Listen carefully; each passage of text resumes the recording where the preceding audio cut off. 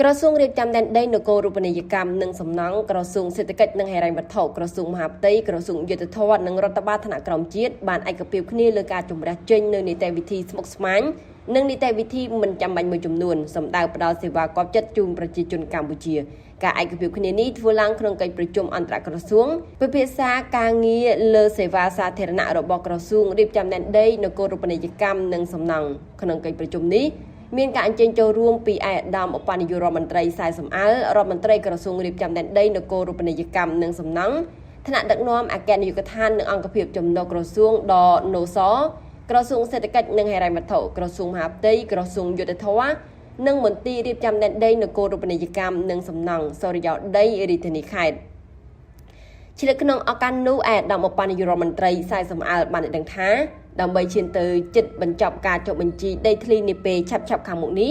ក្រៅពីការបន្តដោះស្រាយវិវាទដីធ្លីការរក្សាអាយុជីវិតបឹងទន្លេសាបតំបន់រមណីយដ្ឋានអង្គរនិងបញ្ហាចម្រុងចម្រាស់ក្នុងបុរីក្រសួងរៀបចំដែនដីនគររូបនីយកម្មនិងសំណង់បាននឹងកំពុងកិត្តគូនិងជំរុញសេវាគាប់ចិត្តដែលជាផ្នែកមួយនៃការបង្កើតបរិយាកាសមិនមានវិវាទក្នុងនោះក្រសួងបាននឹងកំពុងប្រែក្លាយប្រភេទសេវាសាធារណៈឲ្យទៅជាសេវាអនឡាញក្នុងគោលបំណងផ្ដល់សេវាគាប់ចិត្តសម្រាប់ប្រជាជនកម្ពុជាគ្រប់រូប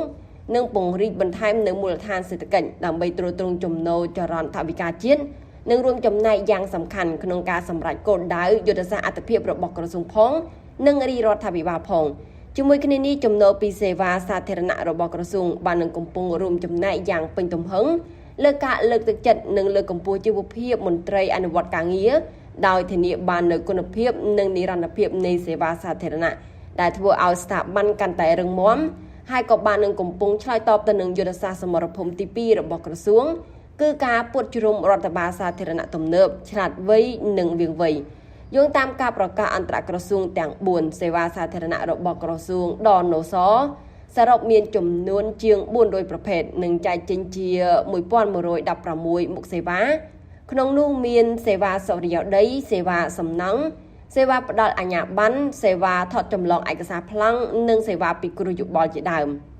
បច្ចុប្បន្នសេវាផ្ដល់ដោយថ្នាក់មន្ទីរដណូសរាជធានីខេត្តមានចំនួន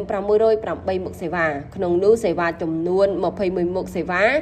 ស្មើនឹង 3% នៃសេវាសរុបបានដាក់ឲ្យប្រើប្រាស់សេវាអនឡាញរួមមានសេវាសរិយោដីមានដាក់ដកហ៊ីពូតេកបញ្ចាំលក់ផ្ដាច់និងអំណោយផ្ដាច់ទូទាំងប្រទេស